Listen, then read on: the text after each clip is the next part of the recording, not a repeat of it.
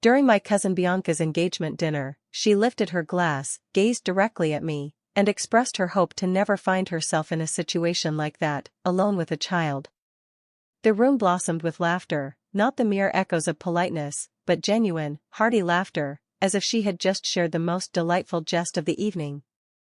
My Uncle Hector struck the table with a decisive clap and remarked, "Men simply do not desire what has been previously owned, such is the nature of things." Even my own mother couldn't help but let out a soft chuckle as she gracefully reached for the wine. I remained still, a warmth spreading across my cheeks, my heart racing, all the while attempting to feign indifference. Yet, in a twist of fate, something unforeseen unfolded. Dylan, Bianca's beloved fiancé, gracefully rose to his feet. He remained without a smile. At first, he remained silent. He strolled gracefully across the room, drawing nearer to me with each step. The laughter faded, chairs ceased their gentle movements, forks hovered in midair, and every gaze turned in unison. Then, with a poised grace, Julian spoke, "I believe they ought to be informed of something." The room fell into a hushed stillness. The invitation arrived a month prior to the dinner, crafted from cream-colored cardstock adorned with exquisite gold lettering, a delightful touch of extravagance. "We invite you to partake in the joyous celebration of the engagement between Bianca Rowan and Julian Hart." I gazed at it for an extended moment before gently placing it beside a pile of overdue bills. Bianca and I had not exchanged words in over 6 months, not since that light-hearted jest she made at a baby shower regarding my penchant for collecting diapers and questionable choices. I chuckled then, to maintain harmony, yet it lingered in my belly like a heavy stone. Uncertainty lingered in my heart as I contemplated an entire evening enveloped by those who regarded me as a mere cautionary tale from my youth. Yet here I stood at 32, nurturing my son alone, balancing 2 jobs, and sustaining our modest apartment through late-night freelance endeavors and whispered hopes. I nearly hesitated to attend, yet my mother reached out to me thrice the day prior. "Bianca's beloved family, Marina. Simply grace us with your smile, indulge in a morsel, and let your presence shine. It is a singular evening." Though her lips remained sealed, the meaning lingered in the air, clear as a whisper in the night. "Please, let us maintain our composure. Let us ensure that everyone feels at ease. Become one with your surroundings." I discovered the most exquisite dress I owned, a cherished piece from 2 years past, which now fits just snugly enough to be zipped. I graciously borrowed a pair of shoes from my neighbor. I allowed Leo to choose the necklace that adorned my neck. He selected a delicate silver heart, claiming it resembled his own.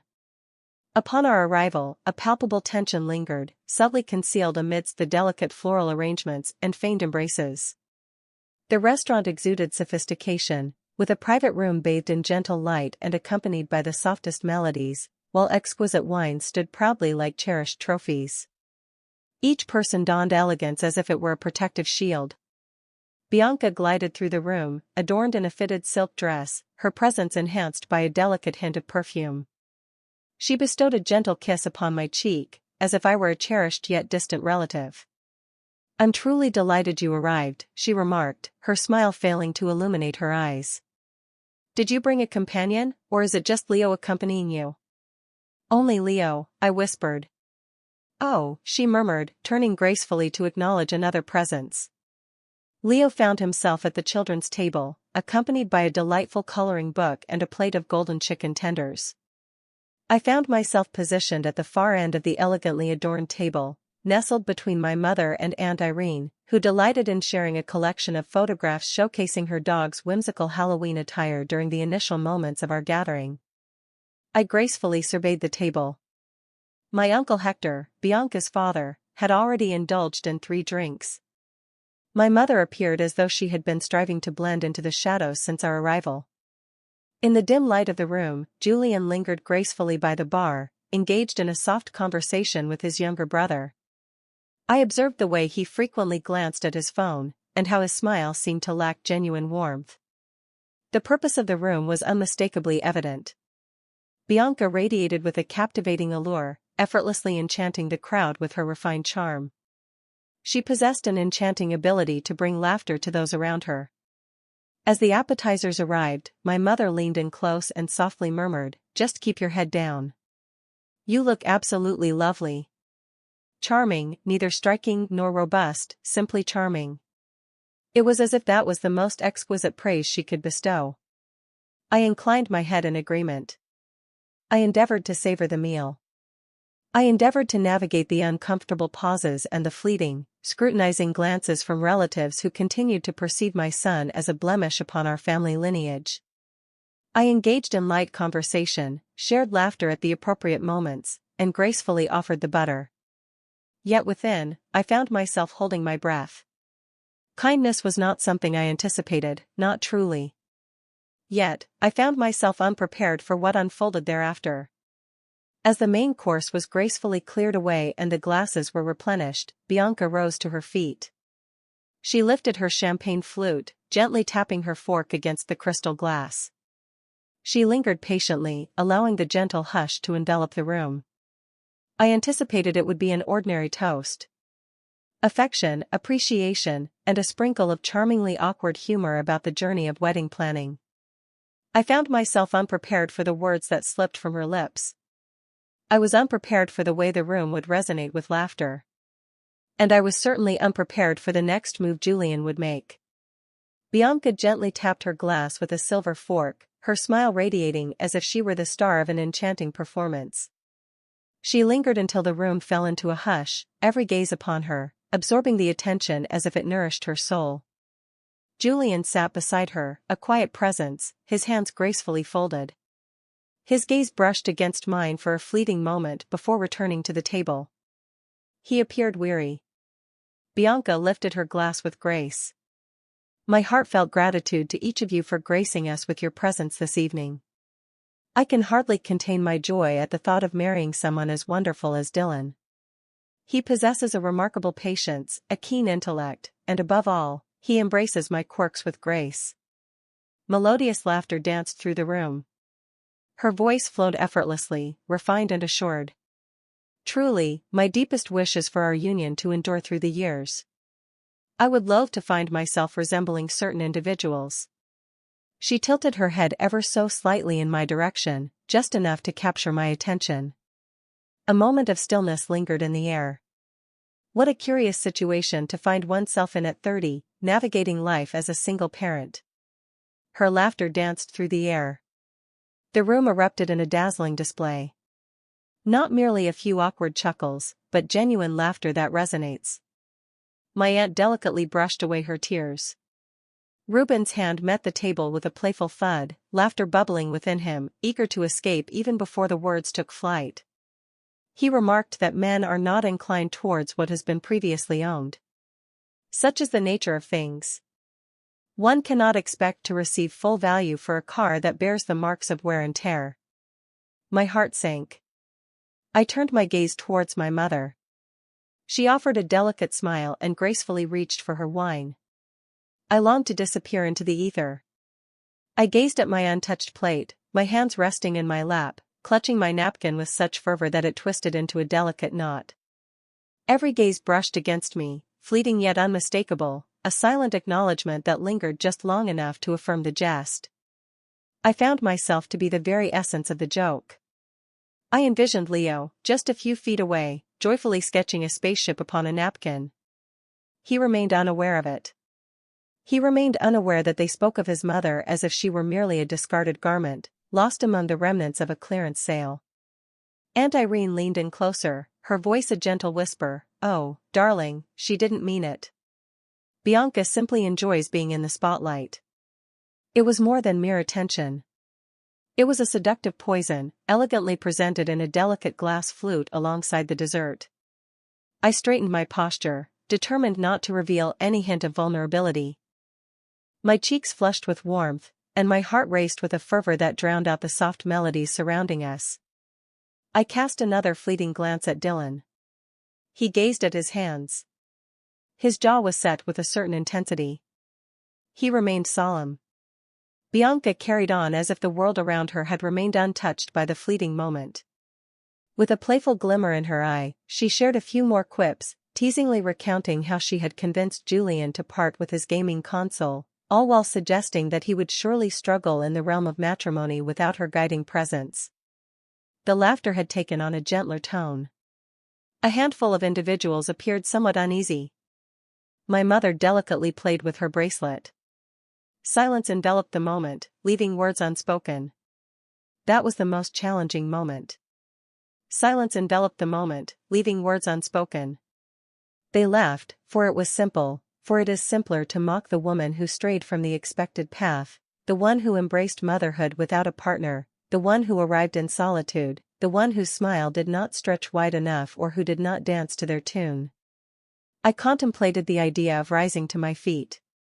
I contemplated taking Leo's hand, uttering a pointed remark, and gracefully departing. The words lingered just at the edge of my lips, a sentiment akin to, "At least I nurtured a human soul while you were preoccupied with seeking validation through your bikini photos." Yet, I remained silent. I consumed it with a gentle grace. I lingered in that moment, feeling the warmth rise within me, enveloping my chest and gently caressing my ears.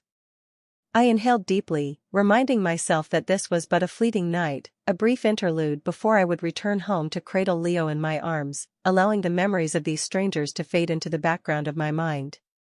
Then Julian rose gracefully. At first, he remained silent. He gracefully pushed his chair back and strolled around the table. All fell silent. Bianca's eyes fluttered gently. Hector gracefully extended his hand towards his glass. My mother gazed down at her lap. Julian strolled gracefully towards the spot where I was seated. The atmosphere in the room grew still, as if all the breath had been drawn away. He gazed at me, then turned his attention to the table brimming with faces, the family he was on the cusp of joining in matrimony. And then he uttered his words. "I believe there is something they ought to be aware of," he remarked. Not a soul stirred. Silence enveloped the room. In that instant, the world transformed. Dylan's words fell upon the air, creating ripples like a stone cast into tranquil waters. "I believe there is something they ought to be aware of." The room fell into a profound hush. It lingered for a moment. With each delicate clink of silverware, every shy giggle, and every graceful movement, time seemed to stand still. My cousin Bianca blinked, a look of bewilderment gracing her features, as she pondered whether this was an unexpected toast she had not sanctioned. My uncle Hector gently set down his glass. My mother turned gracefully in her seat, finally meeting my gaze instead of looking beyond me. Air eluded me. Julian stood beside me now, not behind, nor halfway across the table, but right beside me, close enough for me to notice the tension in his clenched jaw. I anticipated a greater sense of humiliation. Perhaps he was inclined to concur with them. Perhaps he was on the brink of uttering words that would forever linger in my heart. He gazed down at me, not with pity, nor with shame, but with something deeper, something unwavering. He then pivoted to embrace the entirety of the room. "I cannot bear to remain here and allow this to unfold," he expressed. His voice flowed with a serene clarity, gentle yet firm, commanding the space in such a way that none would dare to interrupt. "Bianca." He gazed at her, his voice soft yet firm, declaring that it was not merely a jest, but rather an act of cruelty. As she parted her lips to speak, he gently raised his hand, pausing the moment between them. "I must express this sentiment." His gaze gracefully swept across the room. "You all chuckle at Marina as if she embodies failure, as if her life is something to be shunned. Yet, what you remain blind to, what you choose not to acknowledge, is that she possesses a strength that surpasses us all in this very room." My heart raced with fervor. I found myself lost in the unfolding events, unable to grasp their essence. Though I sensed the weight of 20 gazes upon me, Julian remained unwavering in his attention. He continued on his journey. 2 years ago, during a time when I found myself at one of the lowest ebbs of my existence, Marina extended her hand to me, offering not merely job leads or words of encouragement, but a profound and genuine support that touched my heart. She bestowed upon me her precious time, her vibrant energy, and her gentle kindness. When no one else in this family seemed to perceive the weight of my struggles. There was a gentle rustle as individuals began to adjust themselves in their seats.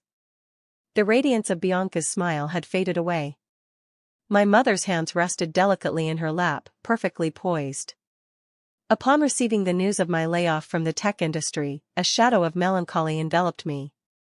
I have found myself indulging in excessive drinking. Bianca gently urged me to awaken from my reverie. Her father urged me to shed my weakness, yet Marina's gentle concern graced my days each week. She graciously assisted me in refining my resume. She connected me with a former colleague of hers. She graciously cared for my niece while my sister underwent surgery, allowing me the opportunity to attend job interviews. She never sought a single desire. She was not seeking acknowledgement. She simply appeared. He gazed at me once more. Though our acquaintance was brief, you recognized my struggle and reached out to rescue me from the depths. My throat tightened, not from shame this time, but from a profound sense of disbelief. Julian gracefully turned back to the table.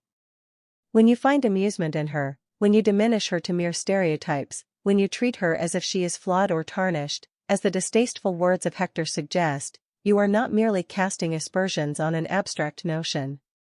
You are casting aspersions upon the very individual who aided me in regaining my footing. You are casting shadows upon the very essence of the woman I long to see embraced by many. Bianca rose gracefully to her feet. What are you up to, my dear? Julian spoke with sincerity, his voice steady and true. This evening has been filled with insincere smiles and hollow flattery, yet I refuse to remain silent while you diminish the worth of someone truly admirable merely to elevate your own standing. Bianca's expression was resolute. Are you attempting to bring me discomfort? No, Julian replied softly. You accomplished that all by yourself. A handful of individuals cast their gazes downward, their attention captured by the delicate arrangement upon their plates.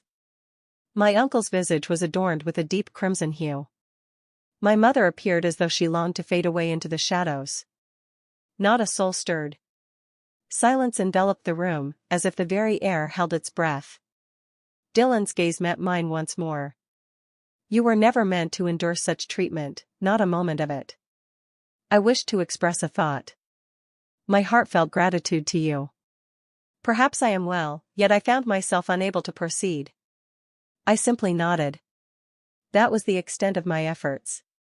Amidst a gathering of souls who professed their affection for me, it was Julian who, with unwavering resolve, was the first to rise in my defense. Not in the shadows, not later in a message, but in that very moment, when it truly counted. The atmosphere had transformed.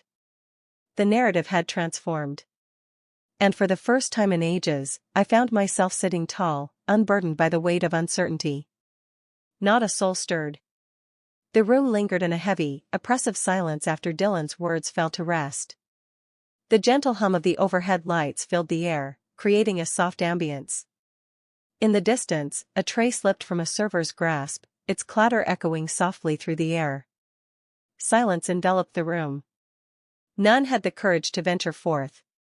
Bianca remained poised, gazing at Julian as if he had struck her before the whole family. Her cheeks glowed with a warmth that spoke of something deeper than mere embarrassment.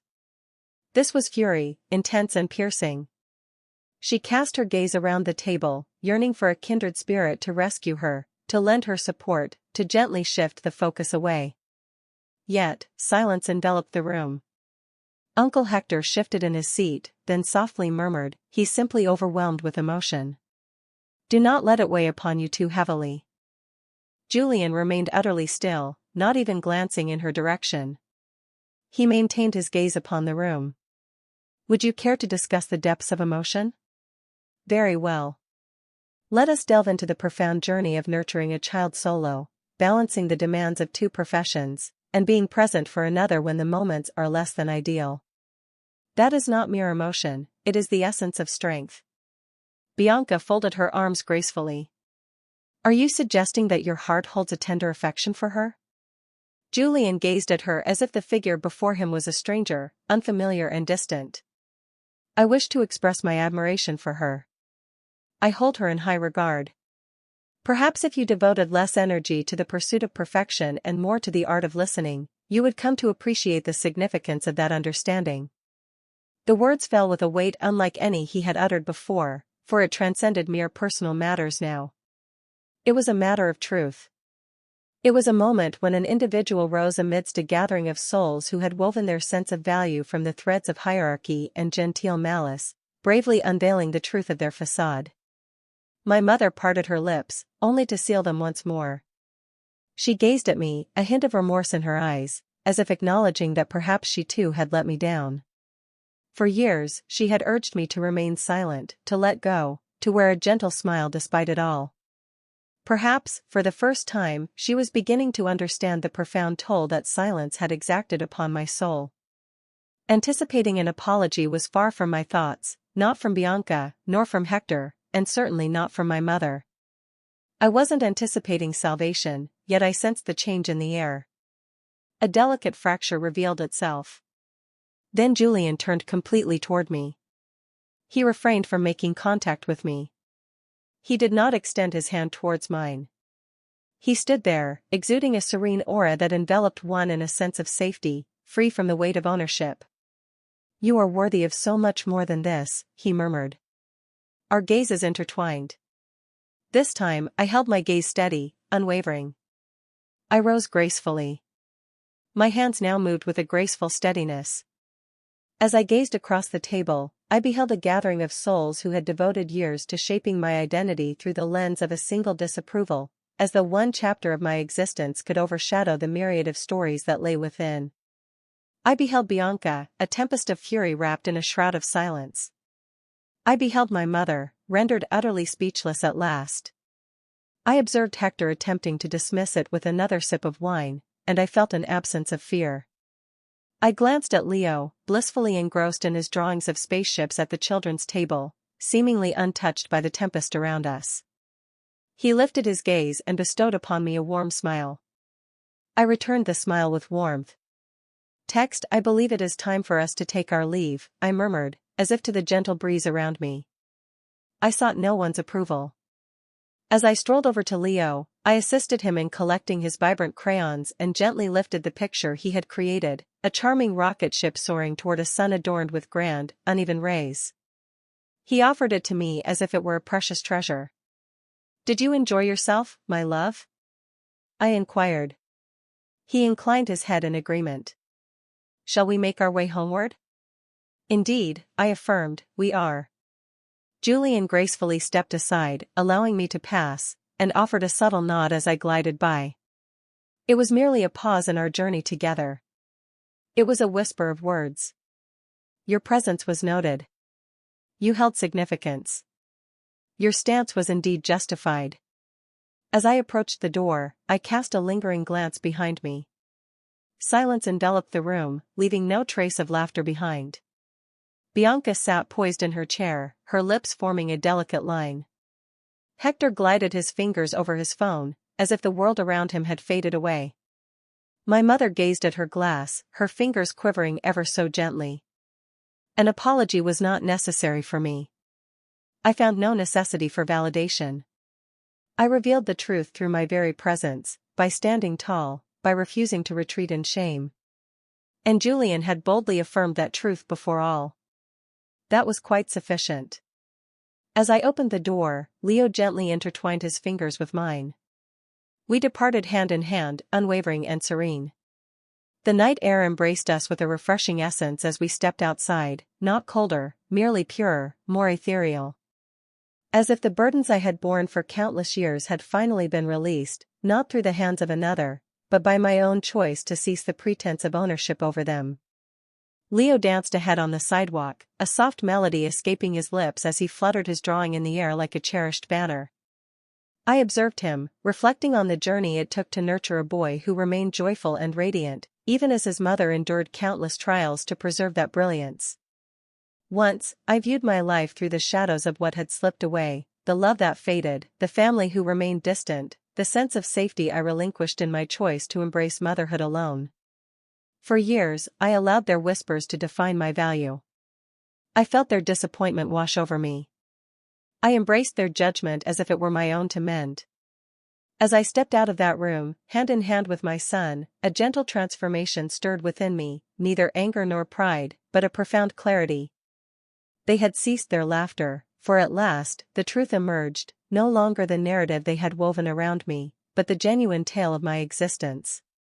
I found my worth within, independent of any man's approval. I found the strength within myself to shape my own reality, independent of my family's approval. I sought the purity of truth. I longed for someone to voice the truth that I was far more than the shadow of their misconceptions. Julian did not mend my heart. He did not come to my aid. His actions held a deeper significance. He beheld me. In that moment, he compelled the entire room to turn their gaze upon me as well. That moment transcended mere defense on my behalf. It was a journey of liberation, one that challenges the notion that a woman's worth is defined by her appearance, that condemns mothers for choosing solitude, and that deems independence as a shortcoming when it lacks the adornment of commitment. Later that enchanting night, my mother sent me a message. Forgive me for the brevity of my words. It may not have reversed anything, yet it was a glimmer, a delicate fissure in the facade, perhaps even the dawn of something new. Bianca chose not to make contact. I was taken by surprise that she would. Her apology is of no consequence to me. I have ceased to gauge my value by her perceptions of me. What I sought was precisely what I bestowed upon myself, the grace to depart from a realm where my spirit was dulled and to step forth, unbroken and radiant. Upon our return home, I gently tucked Leo into bed. He was weary yet filled with joy. He did not inquire about the dinner. He did not inquire about the change in my appearance. He nestled into his blankets and whispered his love for me before surrendering to slumber. I lingered in the living room, adorned in my dress, allowing the serene stillness to envelop me. I reflected on the moments when I longed for invisibility, when I endeavored to shrink away, hoping to avoid causing offense, to evade embarrassment, and to escape the weight of hushed judgments. Let us leave that behind. Having traversed the path of solitude, I have come to understand that there is no need for me to seek forgiveness for merely enduring. I have nurtured a gentle, inquisitive, and affectionate soul. I have crafted a life with resilience, with elegance, and with a heart that continued to pulse even when it seemed no one noticed. Should anyone dare to mock that again, I shall not remain silent. I shall refrain from raising my voice. I shall not weep. I shall replicate precisely the actions of that enchanting evening. I shall take my stand. I shall gaze into their eyes, and together we shall depart, hand in hand, with the singular treasure that attests to my triumph. Not due to my perfection, but rather my unwavering determination to persevere. If you have ever found yourself the subject of whispered conversations behind a facade of smiles, if you have ever felt like the unwitting punchline in a tale that was never just, I wish to share something with you. You are a treasure, untouched and unique. You are not broken. You have not arrived too late. You are truly sufficient in this moment, just as you are, and you are worthy of being acknowledged. Countless souls find themselves diminishing to occupy spaces that were never intended for their brilliance, yet the journey of healing begins the instant you cease to apologize for your authentic self. If this tale stirred something within you, if it echoed the essence of your own resilience, your value, or a cherished moment of standing tall for yourself, may you hold that close to your heart. You are entitled to embrace your presence in this world. You are free to take your leave. Embrace the opportunity to begin anew, and if no one has whispered this to you today, know that you are achieving more than you realize. If this tale resonated with you, please give it a like so that others may discover it as well. I invite you to share your thoughts in the comments below, and let us hear your own story. I have perused each and every one. Join us on this enchanting journey by subscribing to the channel, where tales resonate deeply with the heart. Remember to tap the notification bell, ensuring you never miss a precious moment that could transform your perspective. And if someone dear to you could benefit from these words, do share the love. One can never truly anticipate who might be longing for a moment of recognition. I am truly grateful for your presence.